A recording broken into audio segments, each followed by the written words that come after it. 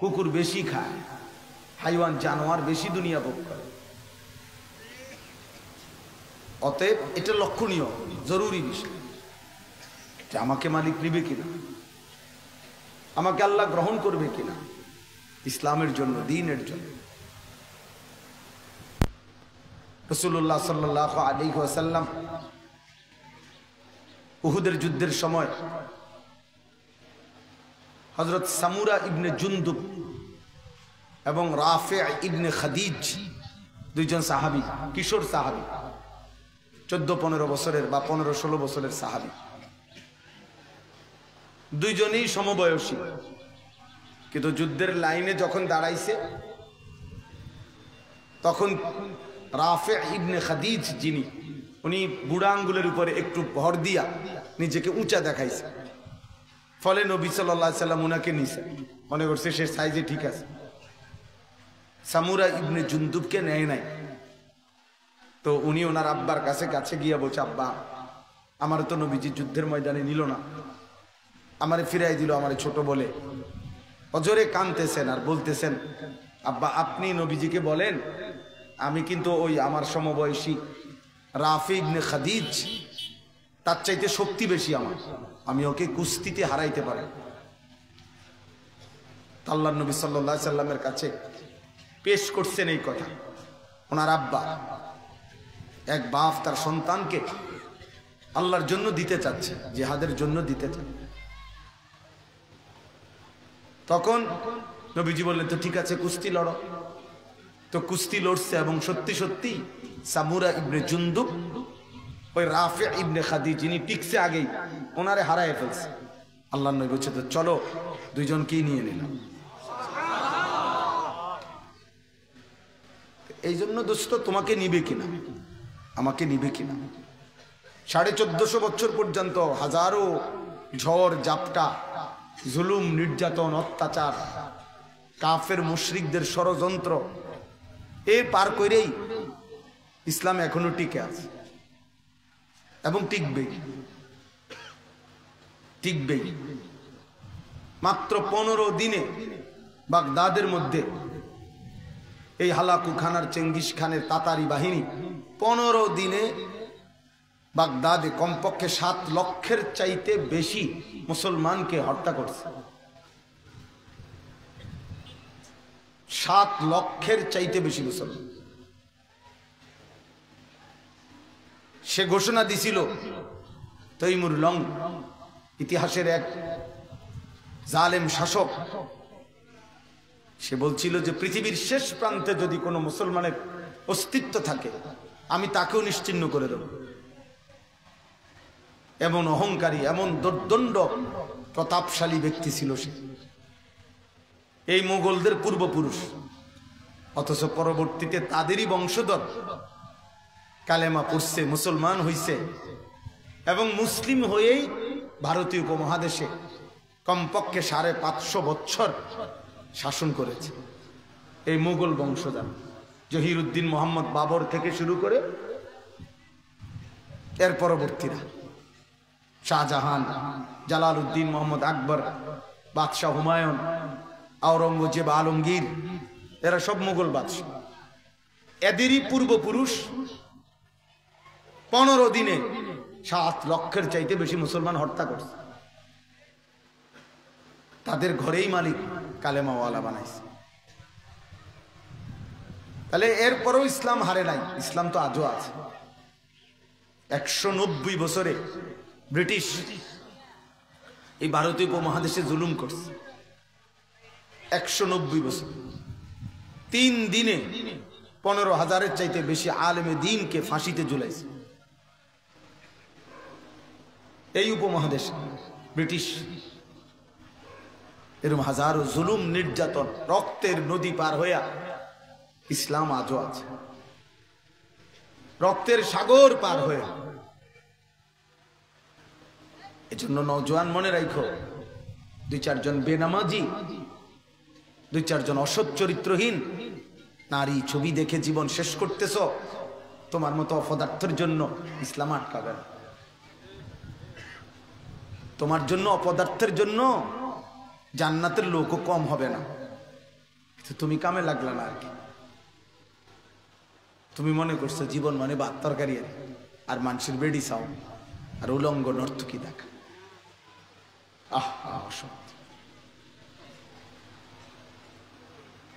সারাদিনে এক ওয়াক্ত নামাজ যে পড়ে নাই সে মুসলমান?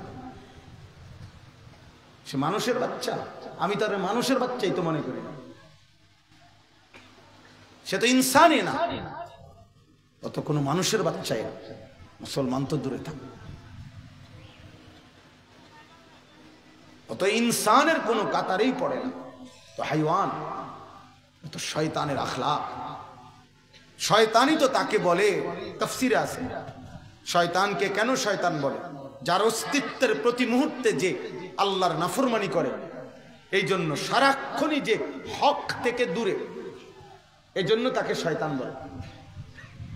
শিন তানুন শাতানা, এই শব্দের মূল অক্ষর হলো যে সর্বদাই হক থেকে দূরে। তাহলে যে ইনসান ফজরও পড়ে না, জোহরও পড়ে না, আসরও পড়ে না, মাগরিবও পড়ে না, ঈশাও পড়ে না, এভাবে দিন যায়, রাত যায়, মাস যায়, সপ্তাহ যায়, বছর যায়, এ তো সারাক্ষণই আল্লাহ পাকের গোলামি থেকে দূরে। এটা ইনসান হয় কেমন? এটা মানুষ হয় কেমন? এই আখলাক তো শয়তান। এই ছেলে, এই অপদার্থ কোথাকার, বেটা ওঠ এখান থেকে, বেটা অসভ্য কোথাকার। এখন মাথা নোয়াইলি কেন?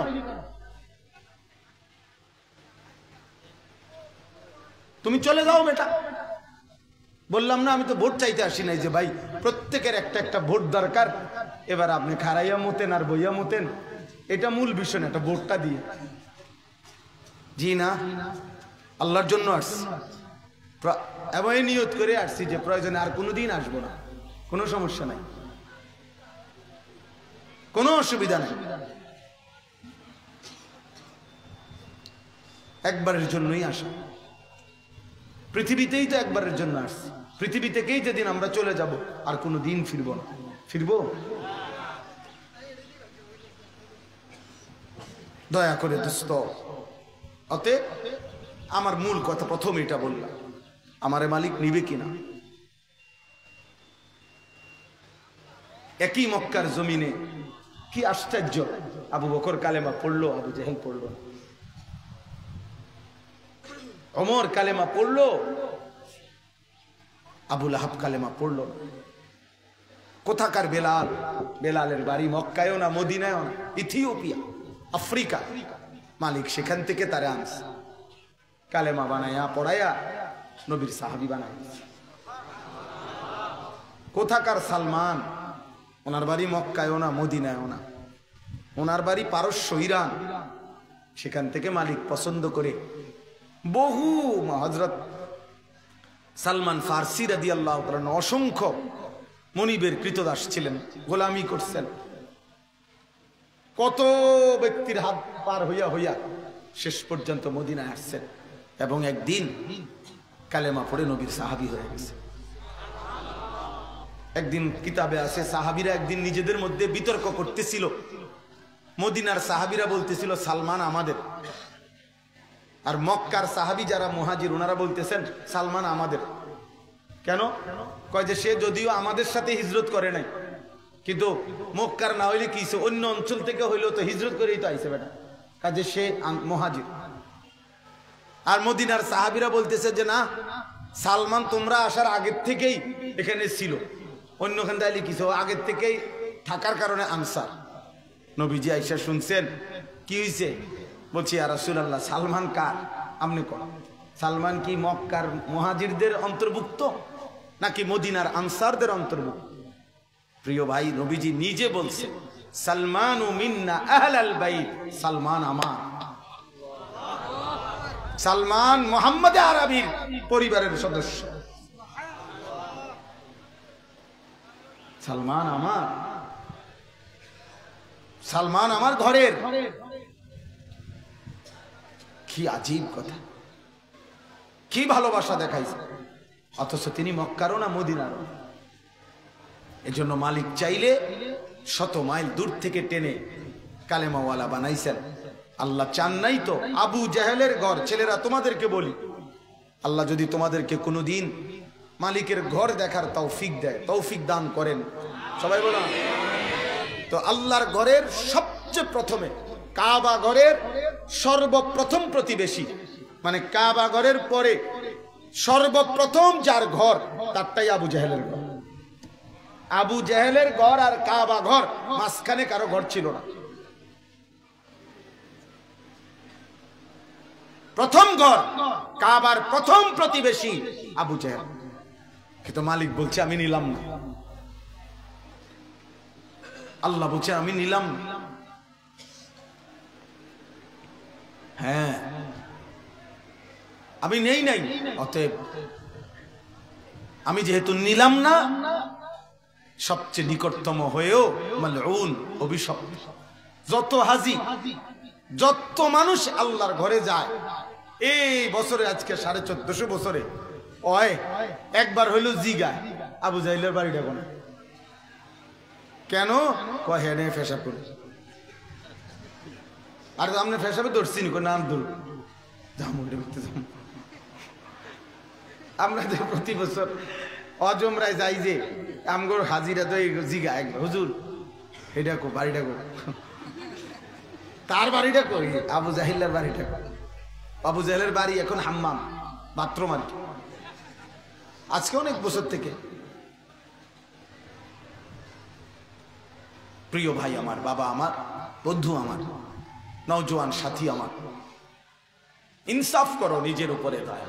তো আগার মেরা নিহি বানতা না বান আপনা তো বান। তুমি যদি আমার কোনো উপকার নাই আসো, এই ঘর, এই পরিবার, এই দেশ, জাতি, সমাজ, এই পৃথিবী যদি তোমার দ্বারা উপকৃত নাও হয়, কমপক্ষে তুমি নিজের ভালো করো। আপনা তো বান, নিজের ভালো, নিজের কল্যাণ, এটুকু ইনসাফ করে ভাইবো। আজকে 365 দিনে যারা কোনোদিন 5 ওয়াক্ত নামাজ পড়ো নাই, প্রিয় ভাই, প্রিয় বাবা, তোমার আগামী গন্তব্য কোথায়? এভাবে গিয়া তুমি শেষ কোথায় থামবা? প্রতি রাত যার নারী দেখে দেখে কাটে, উলঙ্গ ছবি দেখে দেখে কাটে, এমন অসভ্য, এমন চরিত্রহীন, এমন লম্পট, তোমার আগামী গন্তব্য কোথায়? কোথায় গিয়া থামবা বাবা? এই নারী, এই উলঙ্গ ছবি, এই ব্যভিচারিণী নারী, এই বেহায়া নারী, তোমার কোথায় নিয়ে থামাবে? তুমি ভাই যদি মানুষ হয়ে থাকো, যদি কোনো মায়ের পবিত্র দুধ পান করে থাকো, ভাই কি করছো? কি করছো? 24 ঘন্টা দুশ্মন ইসলাম এবং মুসলমানের বিরুদ্ধে সুগভীর ষড়যন্ত্র করছে, প্রতি মুহূর্তে চেষ্টা করছে। ইহুদিরা, খ্রিস্টানরা, বৌদ্ধরা, নাস্তিকরা, মুরতাদরা এবং উগ্র উগ্র সন্ত্রাসী ইসকনের হিন্দু গুন্ডারা সর্বমুহূর্তে চেষ্টা করছে পৃথিবীর মুসলমানকে নিশ্চিহ্ন করে দিতে। আর তোমরা নওজোয়ান, তোমরা চিনো না, বুঝো না, ভাবো না। 16 বছর বয়সে বাবা এত নারী দেখে ফেললা, 16 বছরে এত মহিলা দেখে লাইলা। ক্লাস 8-এ না পড়তে এত উলঙ্গ ছবি দেখে ফেলা। আরে অসভ্য, আগামীর পৃথিবীতে তুই বাঁচবি কেমনে বাপ?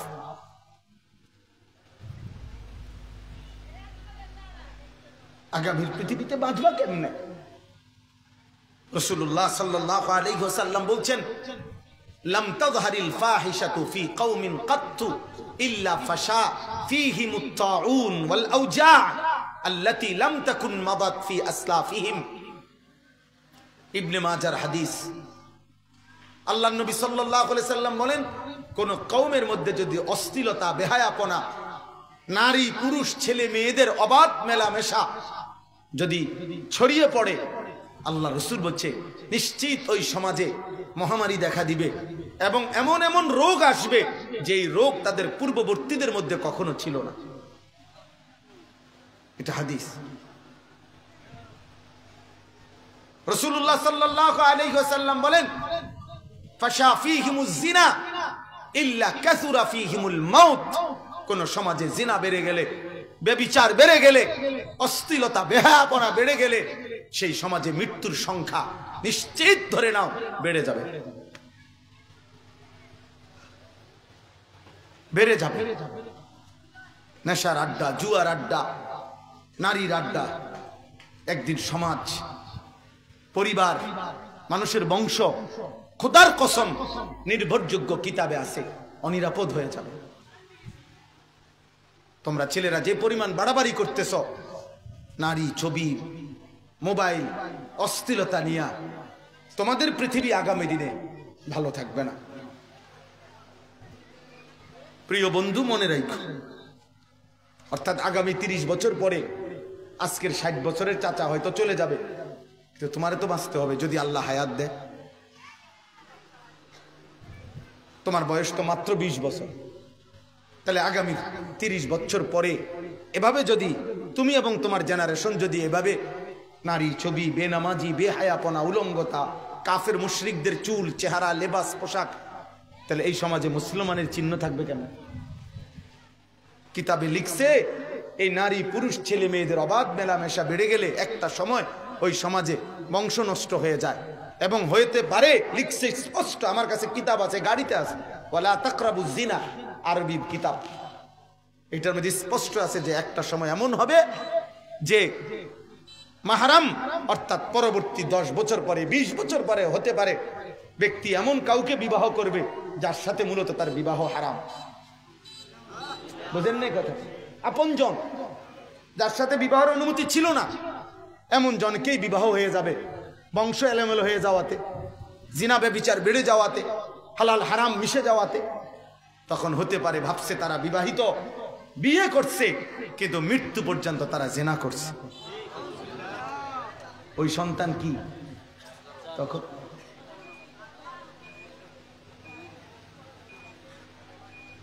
আজকের ইউরোপের লক্ষ কোটি সন্তান, যে কোনো বিবেকবান বাবা, ভাই তুমি খবর নাও, আজকের ইউরোপ লক্ষ কোটি সন্তান জানে না তার পিতৃ পরিচয় কি, মায়ের পরিচয়।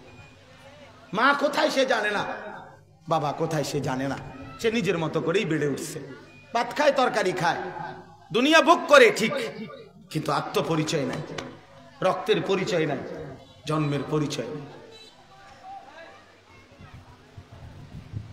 জিনা, ব্যভিচার, ফ্রি মিক্সিং, ছেলে মেয়েদের অবাধ মেলামেশা যখন ব্যাপক করে দিছে, সহজ করে দিছে, কেউ কাউকে বাধা দিচ্ছে না, তো তখন তাদের আর বংশ, পারিবারিক ফ্যামিলি কিচ্ছু নাই।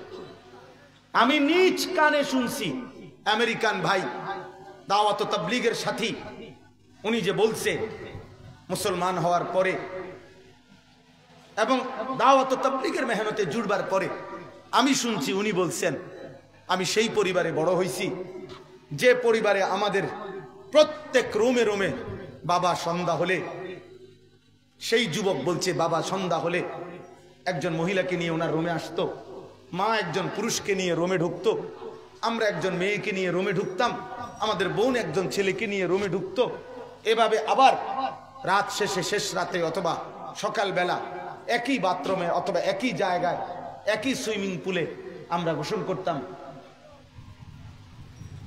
এই ছেলেকে, এই মেয়েকে, এই পুরুষকে, এই নারীকে কেউ জিজ্ঞাসাও করে না, বরং যার সাথে যার সমঝোতা হয়েছে সে তার সাথে জিনা করছে। বলো ভাই, তোমরা যারা রাত দিন নারী দেখো, ছবি দেখো, মোবাইলের অস্থির দৃশ্য দেখো, কি চাচ্ছ সেখান থেকে? জিনার সুযোগ চাচ্ছ না? চাও কেন? সুযোগ পাইলে নয়তো তুমি কি করতা? নাহলে তুমি উলঙ্গ ছবি দেখলা কেন? তুমি পরের নারী দেখো কেন? তুমি মোবাইলের অস্থির ছবি দেখো কেন? কি চাও এখান থেকে? দেখে তোমার দিলে চাচ্ছেটা কি? জিনা, ব্যভিচার।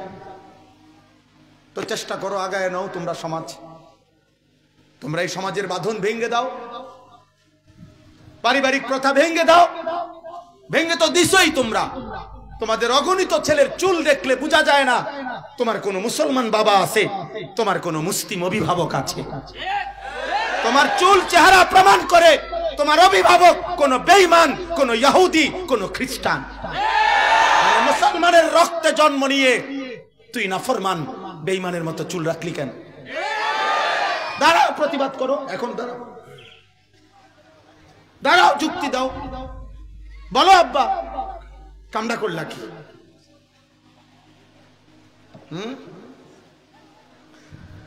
দাড়িবিহীন মুসলমান বলেন, এখন বলেন কি বুঝাইতে চাচ্ছেন? দাড়ি যারা কাটেন কি বুঝাইতে চাচ্ছেন? আপনার সুন্দর লাগে কোন যুক্তিতে? আপনি বলেন, রেফারেন্স দেন। দাড়ি কাটলে সুন্দর হয় পৃথিবীর কোন গবেষণায় প্রমাণিত হয়েছে?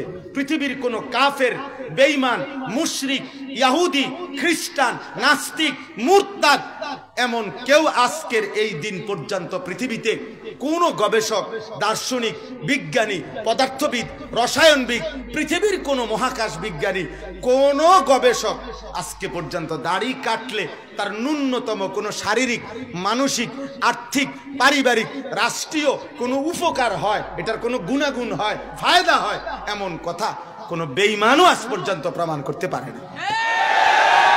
আমি চ্যালেঞ্জ করলাম, আমার নাম আনিসুর রহমান, বাইর করে ফাইলে আমার জানাইলে, মেলের ডেট দিলে সেদিন আমু আবার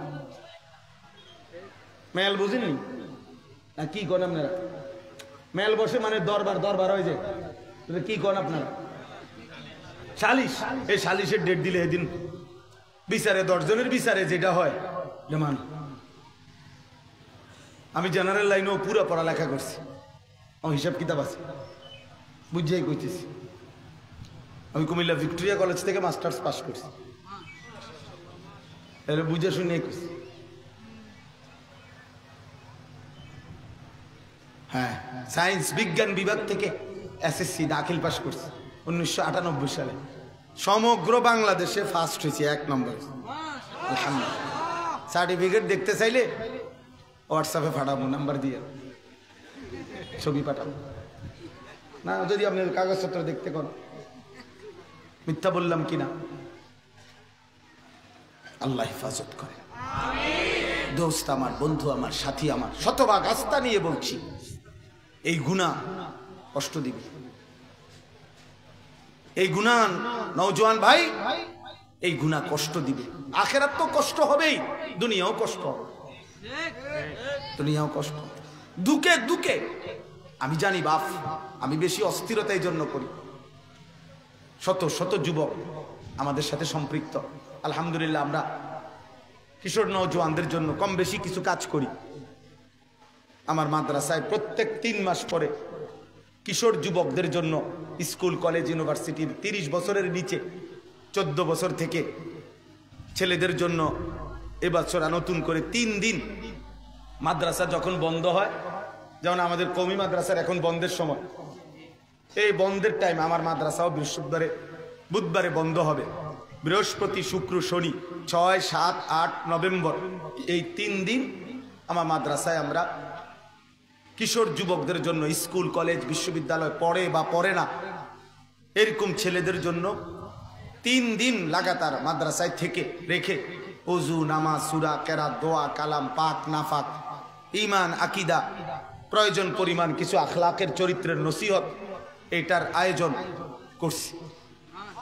আগস্ট মাসে একবার করছিলাম, 5, 6, 7 প্রথম সাময়িক পরীক্ষার পরে মাদ্রাসা বন্ধ। ওই সময় মাদ্রাসার রুমগুলো খালি থাকে, বন্ধকালীন 1 সপ্তাহ। ওইখান থেকে 3 দিন ওস্তাদদেরকে বলছি আপনারা আল্লাহর জন্য কোরবানি করেন।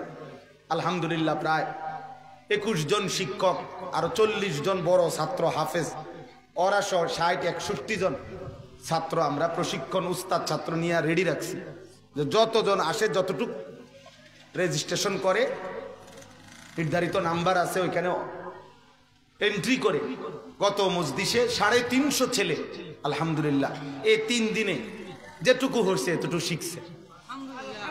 ওই সময়ের একটা ছেলে অসুস্থ হইয়া এই 3 দিনের কোর্সে অংশগ্রহণ করছিল, পরে বাড়িতে আসছে, অসুস্থ হয়ে গেছে, ছেলেটা মারা গেছে। আপনাদের এই ফেনীর এক ছেলে, আজকে আমি তার কবর জিয়ারত করে আসছি। প্রথম ছেলেটার কবর জিয়ারত করতে গেছে। অল্প বয়সী একটা নওজোয়ান ছেলে, পুরা মহল্লাবাসী বলছে হুজুর ওইখান থেকে আসার পরে তার চেহারা সুরত, নামাজ পড়ছে, আর মৃত্যুর 2-4 দিন আগে বলছে ছেলেদেরকে, হাসলেও মরে যাবা, কাঁদলেও মরে যাবা, সুখে থাকলেও মরে যাবা, দুঃখে থাকলেও মরে যাই। ও নাকি এই কথা বারবার বলছে। ছেলেরা বলতেছে হুজুরে অনেকবার এই কথাইটা আপনার, আমি এটা সবসময় বলি, হাসলেও মরে যাবা, কাঁদলেও মরে যাবা, সুখে থাকলেও মৃত্যু হবে, দুঃখে থাকলেও মৃত্যু। দোস্ত, আমল করতে করতে আব্দুল কাদের জিলানী হয়ে গেলেও মৃত্যু হবে, নাফরমানি করতে করতে ফেরাউন নমরুদ হয়ে গেলেও মৃত্যুই হবে। এক অনিবার্য বাস্তবতা, এক চিরন্তন সত্য, মৃত্যু এসে তোমারে থামায় দিবে। এই সত্যকে ভুলে যাওয়ার, অস্বীকার করার কোনো সুযোগ নাই বাপ।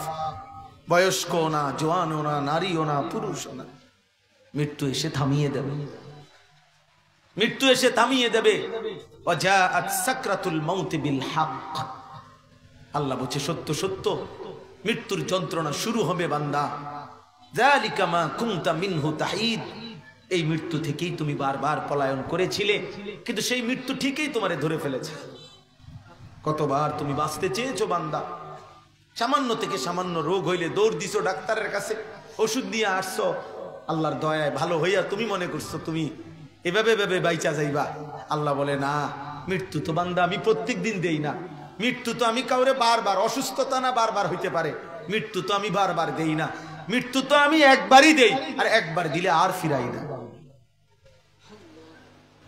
অসুস্থতা সুস্থ করে দেই, কিন্তু মৃত্যু আর ফিরাই দেয়। হাত্তা ইদা জাআ আহাদাহুমুল মাউত ক্বালা রাব্বিরজিউন। আল্লাহ বলে প্রত্যেক নাফরমান পাপীর মৃত্যুর সময় যখন এসে পড়ে, মালাকুল মউত আজরাইল যখন চলে আসে, ক্বালা রাব্বিরজিউন, নাফরমান তখন চিৎকার করে বলে আল্লাহ দুনিয়ার হায়াত আর কিছুদিনের জন্য ফেরত দেন, অল্প কিছুদিন দুনিয়ার মাঝে আমারে আরেকটু বাঁচতে দেন।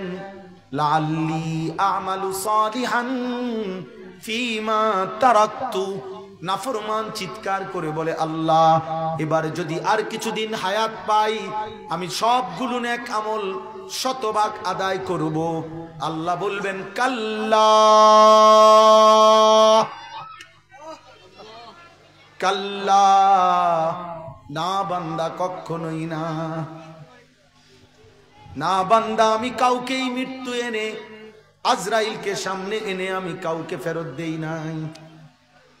আজরাইল রে সামনে এনে যদি আমি ফেরত দিতাম, তাইলে তো ফেরাউন নমরুদও ভালো হইয়া যাইতো, হইতো না? আজরাইল দেখার পরে যদি ফেরাউনকে আবার হায়াত দিত, ফেরাউনও ভালো হয়ে যেত। খামখেয়ালি করো না বাপ, কেউ যদি খবর না নেয় তবুও নষ্ট হইও না। ইব্রাহিম আলাইহিস সালাম বলছে ওয়া আতাজিলুকুম ওয়া মা তাদউনা মিন দুনিল্লাহ ওয়া আদউ রাব্বি। ইব্রাহিম নবী বলছে, কোরআনে আছে, হে আমার জাতি, হে আমার আব্বা, হে আমার মা, হে আমার সম্প্রদায়, আপনারা সকলেই মূর্তির পূজা করতেছেন, আপনারা সবাই মিলে আমারে ধমকাইতেছেন। ইব্রাহিম আলাইহিস সালামের আব্বা, জন্মদাতা বাবা বলছে, ফুত মূর্তির বিরোধিতা যদি তুমি না ছাড়ো, লা আরজুমান্নাকা, আমি তোমারে পাথর মারতে মারতে মাইরা ফেলমু, ওয়াহজুরনি মালিয়া, তেজ্য পুত্র করে বাড়ি ছাড়া করে দেব। বাপ পর্যন্ত বলছে তোরে বাড়ি ছাড়া করমু, পাথর মেরে মেরে ফেলমু। পুরা জাতি বলছে, নমরুদ বলছে, পুরা কওম বিরোধী। ইব্রাহিম নবী একা দাঁড়িয়ে বলছে আতাজিলুকুম ওয়া মা তাদউনা মিন দুনিল্লাহ, হে মা বাবা, হে জাতি সম্প্রদায়, হে বাদশাহ, তোমাদের সকলকেই আমি ছেড়ে দিলাম, এবং তোমরা যার পূজা করো ওই মূর্তিকেও আমি ছেড়ে দিলাম। ওয়া আদউ রাব্বি, আমি একা আমার রব আল্লাহকে ডাক দিলাম। अगरचे बुत है जमात की आस्तीनों में, मुझे है हुक्म खुदा ला इलाहा इल्लल्लाह, आसा अल्लाह अकून बिदुआए रब्बी शकिया। ইব্রাহিম নবী বললেন, জাতি আমার, বাপ আমার, বাদশাহ মনে রাখবা, আমি শুধু আমার আল্লাহকে ডাক দিলাম, আর আমি বিশ্বাস করি এমন মাওলাকে ডেকে কেউ কোনোদিন বঞ্চিত হয় না। আসা আল্লাহ আকুনা বিদুআই রাব্বি শাকিয়া। কেমনে ছেড়ে দিলা বাপ, এমন মালিক কেমনে বাদ দিলা? একটা দিনও যে ফজরের নামাজ পড়েন না বাপ, জোয়ান বন্ধু কেমনে পারলা এমন মনিব বাদ দিলা? আজকের রাতটাকে অন্ধকার চাদর দিয়ে ঢেকে দিয়েছেন যে আল্লাহ। ওয়াজালনাল লাইলা লিবাসা, আল্লাহ বলে আলোকিত সারা দিনটাকে অন্ধকারের কালো চাদর দিয়ে আমি আল্লাহই তো ঢেকে দিয়েছি, বানিয়ে দিয়েছি। আমি যদি অন্ধকারে না দিতাম তাইলে বান্দা ঘুমাইতা কেমনে? ওয়াজালনান নাহারা মাশা, আবার যদি আমি আলোকিত করে না দেই, আমি যদি ফর্সা দিন বানিয়ে না দেই, উপার্জন করবা কেমনে? কামাই রোজগারি করবা কেমনে? দিন বানিয়ে না দিলে, রাত বানিয়ে না দিলে ঘুম যাবা কেমনে? আলাম নাজালিল আরদা মিহাদা, আল্লাহ বলে বান্দা ভেবে তো ভাবো তো, আমি কি এই জমিন তোমার জন্য বিছিয়ে দেই নাই? বলো না বাপ, উত্তর দাও। ওয়াল জিবালা আওতাদা, আল্লাহ বলেন এই পাহাড়গুলোকে আমি কি পেরেকের মতো জমিনে স্থাপন করি নাই? হ্যাঁ, ওয়া খালাকনাকুম আজওয়াজা, আমি আল্লাহ কি তোমাদেরকে জোড়ায় জোড়ায় নারী পুরুষ সৃষ্টি করি নাই? ওয়া জাআলনা নাওমাকুম সুবাতা, আমি আল্লাহ কি তোমাদের দুই চোখে ঘুম এনে দেই নাই? হ্যাঁ, ওয়া জাআলনাল লাইলা লিবাসা, আমি কি রাত্রিটাকে অন্ধকারের চাদর দিয়ে ঢেকে দেই নাই? ওয়া জাআলনান নাহারা মাআশা, আমি কি দিনটাকে উপার্জনের জন্য আলোকিত করে দেই নাই? ওয়া বানাইনা ফাওকাকুম সাবান শিদাদা, আমি কি মাথার উপরে 7টা আসমান বানিয়ে দেই নাই? আল্লাহ বলেন এত কিছু দিয়ে, কায়নাতের কোটি কোটি নিয়ামত 24 ঘন্টা দিয়ে আমি কি একটা সেজদা পাই না? এই গাদ্দার, যাদের কপালে সেজদা নাই, তোর চাইতে নিকৃষ্ট গাদ্দার, অসভ্য, বেয়াদব, আসমানের নিচে জমিনের উপরে এর চাইতে বড় বেয়াদব আর কেউ নাই। সারাদিনে যাদের কপালে একটা সেজদা নাই, তোর চাইতে নিকৃষ্ট, অসভ্য হাইওয়ান আর কেউ নেই। মনে রাখিস বাপ, যদি বিশ্বাস না হয় তো রাস্তার কুত্তারে জিজ্ঞাসা করিস। কুত্তারে, কুত্তারে, কোন কুত্তারে বইলো, এই বেনামাজি কুত্তারে বইলো যে এই কুত্তা, তুইও সেজদা দিলি না, আমিও সেজদা দিলাম না, তুই কেন সেজদা দিলি না? যদি কুত্তার জবান খুলে দেয় আল্লাহ, তাহলে কুত্তা বলবে এই নাফরমান, আমারে আল্লাহ এশার নামাজ পড়তে বলে নাই, আমারে মাগরিব পড়তে বলে নাই, আমারে আল্লাহ সেজদা দিতে বলে নাই, এই জন্য আমি কুত্তা সেজদা দেই নাই। তুই নাফরমানকে আল্লাহ সেজদা দিতে বলছে, কিন্তু তুই দিলি না, তুই আমি কুত্তার চাইতেও খারাপ, কুত্তার চাইতেও খারাপ। নাই তো তুমি জিগাও কুত্তারে, কুত্তা তোমারে বলবে যে আমারে আল্লাহ যদি সেজদা দিতে বলতো আমি দিতাম।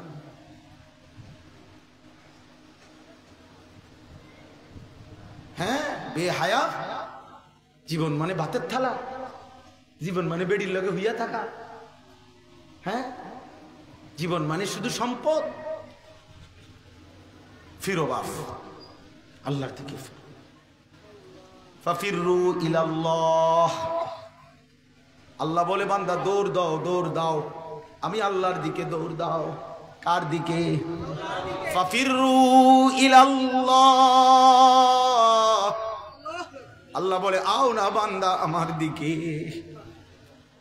আমি মাফ করে দেব। ওয়াসারিউ ইলা মাগফিরাতিম মির রাব্বিকুম। আল্লাহ বলে দৌড়াও, ছুটে আসো বান্দা, আমি আল্লাহ অপেক্ষা করছি। আমার কাছে আইসা রাত গভীরে এক ফোঁটা চোখের পানি ফেলে 2 হাত তুলে বলো মাওলা, আমি বেশি নাফরমানি করে ফেলেছি, সব গুনাহ ছেড়ে দিয়ে আর করব না, মাফ চাইছি মাওলা। আল্লাহ বলেন আমি আল্লাহ ওয়াদা দিলাম আসমান সম পরিমাণ গুনাহ মাফ করে দেব। আল্লাহ বলে না বান্দা, মাফ করে ছেড়ে দেব না, ওয়া জান্নাতিন আরদুহাস সামাওয়াতু ওয়াল আরদ, আমি আল্লাহ আসমান জমিন প্রশস্ত জান্নাতও সাথে দিয়ে দেব। আইসো বান্দা আমার কাছে। ইন আতাইতানি লাইলান আতাইতুকা লাইলান ওয়া ইন আতাইতানি নাহারান আতাইতুকা নাহারা। আল্লাহ বলে তুমি যদি বান্দা গুনাহ নিয়ে রাত গভীরে আসো মাফ চাইতে, আমি মাগফিরাত নিয়ে এই রাতেই আসবো তোমার কাছে। কখন আসবে? আমার কোনো অফিস টাইম নাই, আমার কোনো বিশ্রাম নাই, আমার কোনো বিরাম নাই, আমার কোনো ক্লান্তি নাই, আমার কোনো তন্দ্রা নাই। আমি ঘুমও যাই না, তন্দ্রাও যাই না, আমি অবসরও নেই না, ছুটিও কাটাই না, আমার অফিস বন্ধ হয় না, আমার দুয়ার বন্ধ হয় না। তুমি রাতে আসলে রাতেই মাফ, দিনে আসলে দিনেই মাফ।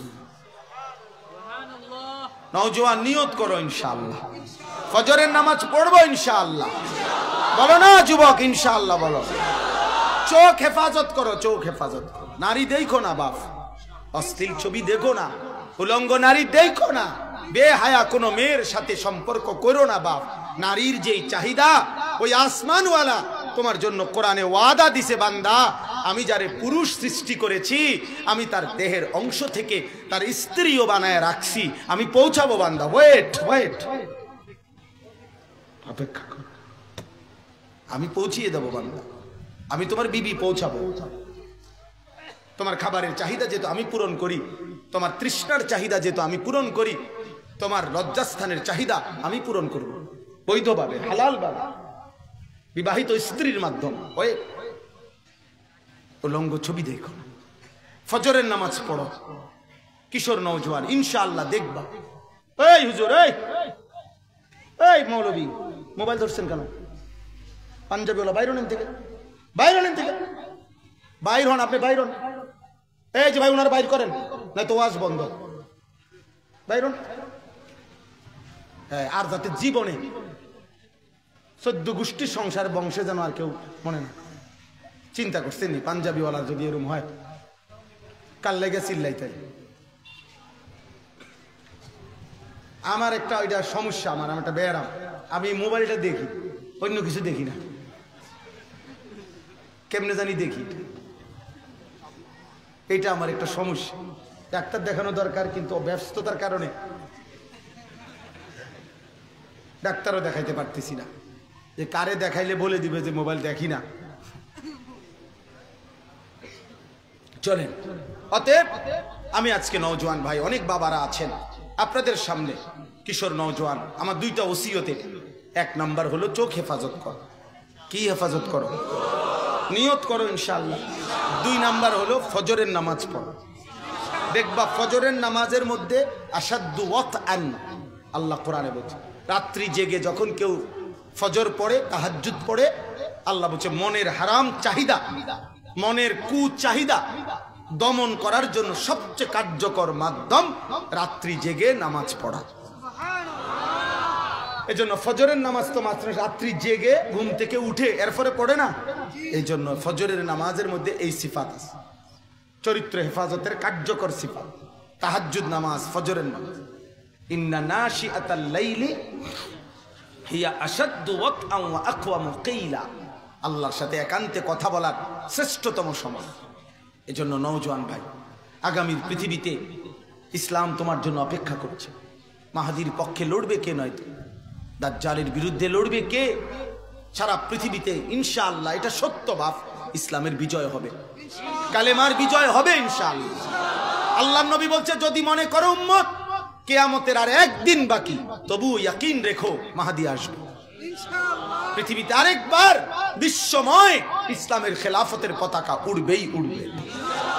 আমি থাকি বা তুমি থাকো, অথবা আমাদের প্রজন্মের কেউ দেখবে, কিন্তু ইসলামের পতাকা উড়বেই উড়বে। এটা মুহাম্মদ আরবির ভবিষ্যৎবাণী সাল্লাল্লাহু আলাইহি। 1450 বছরে যার একটা ভবিষ্যৎবাণীও বিফলে যায় নাই, অতএব এটাও যাবে না। কিন্তু দেখার বিষয় হলো তোমারে নিবে কে? মাহাদির সাথে তো কেউ না কেউ লড়বে, কথা বলে না? দাজ্জালের বিরুদ্ধে কেউ না কেউ লড়বে তো। দেখার বিষয় হলো তোমারে নিবে কে? এজন্য নিয়ত করি আমার এই দুইটা আমল, একটা হলো চোখের হেফাজত। কিসের হেফাজত? 2 নাম্বার হলো ফজরের নামাজের জামাত। নিয়ত করো ইনশাআল্লাহ। 30 বছরের নিচে যাদের বয়স 30 বছরের নিচে তার দাঁড়ায় বল, যাদের বয়স 30-এর নিচে। হায় হায় মুরব্বিদে নাই, বয়স্করা কই? চাচা আপনারা 2-4 জন আছেন, আল্লাহ কবুল করেন। মাশাআল্লাহ মাশাআল্লাহ মাশাআল্লাহ। ফজরের নামাজ পড়বো তো ইনশাআল্লাহ, চোখের হেফাজত করবো তো ইনশাআল্লাহ। ইনশাআল্লাহ তোমরাই লড়বে ইনশাআল্লাহ। আগামীর পৃথিবীতে ইসলামের বিজয় হবে ইনশাআল্লাহ। ইসরায়েলের বেঈমানরা হারবে ইনশাআল্লাহ। ফিলিস্তিনের বিজয় হবেই হবে ইনশাআল্লাহ। ইসকনের গুন্ডারাও হেরে যাবে ইনশাআল্লাহ। মুমিনের বিজয় হবেই ইনশাআল্লাহ। নারায়ে তাকবীর। আল্লাহ কবুল করেন, আল্লাহ কবুল করেন, আল্লাহ তাআলা হিম্মত দান করেন। আমারে অনেকেই বলছে বারবার ফোন দিয়া সাবধানে থাকবেন। আমি বলছি সাবধানে থাকলেই মরে যাবো আমি। চিন্তা করে দেখছি সাবধানে থাকলেও মৃত্যু হবে, অসাবধানে থাকলেও মৃত্যু হবে, কাজে বলেই মরে যায়। যে কয়দিন সময় পাই ওই কয়দিন বলেই যায়, আর নির্ধারিত সময়ে চলেই যেতে হবে। আল্লাহ আমাদের সবাইকে কবুল করেন। আমি শুধু তরজমাটা বলি তাইলে আমার কথা শেষ। 8টা আয়াত পড়ছি, এবার ভাই শুধু অনুবাদ বুঝলে ইনশাআল্লাহ বুঝবেন সবাই। 18 নম্বর পারা। মোবাইল ধরো না, মোবাইল ধরো না, দমক খাইও না। তোমার মতো 2-1 জন ফালতু লোক না থাকলেও বালা, তুমি যাও গা বাবা, তুমি বই অটো আছে, সিএনজি আছে, এডি উড়াও। হ্যাঁ, পুরা ইউনিয়নে কতটা ছাগল আছে তুমি একটা পরিসংখ্যান করো। এটা একটা ভালো কাজ। তোমরা যারা মোবাইলের ছবি উঠাইয়া আসক্ত পাগল, তোমাদের একটা মহান কাজ দিলাম। একটা ইউনিয়নে কতটি ছাগল, কতটা গরু, কতটা কুকুর, কতটা বিড়াল, একটা বিরাট কাজ হবে। জাতি জানতে পারবে আমাদের ইউনিয়নে এতটি ছাগল আছে। আপনারা দোয়া করবেন ছাগলের সংখ্যা যেন বেড়ে যায়। এই ভালো কাজ দিলাম, কাম দিলাম একটা। কামে যেহেতু আসো কাম করো। আমি একবার আমার এক ছাত্র শিক্ষক তার সময় সে মানে জুড়াইতে আছে, জুড়ানিটা তার যায় না, মানে ঘুমানি শুধু জুড়ায়। পরে একদিন আমার একদম কষ্ট লাগছে, তো আমি যেই ক্লাসে ক্লাস করতেছিলাম ক্লাসের সাথেই হলো কাঁঠাল গাছ। কাঁঠাল গাছের একটা ডাল ওই ক্লাসের বারান্দার বরাবর কাছে, একদম কাছে, মানে বারান্দার লগে লাগিয়ে রয়েছে এই ডালটা, একটা ডাল। পরে আমি বললাম তারে তো উঠা বললাম এনে দাঁড়াও। দাঁড়াইয়া বারান্দার দাঁড়াইয়া তুমি একটা একটা করে গুনবা এই ডালটার মধ্যে কতটা কাঁঠাল ফাতা আছে। তোমার যেহেতু ঘুমে যায় না, তুমি বই বই গুনো। আল্লাহ হেফাজত করে। চলেন তরজমা বললেই বুঝবে। আল্লাহ তাআলা বলেন, আয়াহসাবুনা আন্নামা নুমিদ্দুহুম বিহি মিন মালিন ওয়া বানিন। কিছু মানুষ আছে যাদেরকে আমি আল্লাহ তাআলা কিছু সম্পদ এবং দুনিয়ার সন্তানাদি, স্ত্রী পুত্র নাতি নাতনি, ঘর সংসার, টাকা পয়সা, আয় রোজগার, বাজার ব্যবসা, ক্ষেত ফসল, জমি ফুল ফল, এই সমস্ত ক্ষমতা প্রভাব, দুনিয়াবি কিছু নিয়ামত আমি তাদেরকে প্রতিনিয়ত দিয়ে যাচ্ছি। ফলে তারা ভাবতেছে নুসারিউ লাহুম ফিল খায়রাত, আমি তাদেরকে কল্যাণের দিকেই রেখেছি, আমি তাদের উপরে খুশি হয়ে গেছি।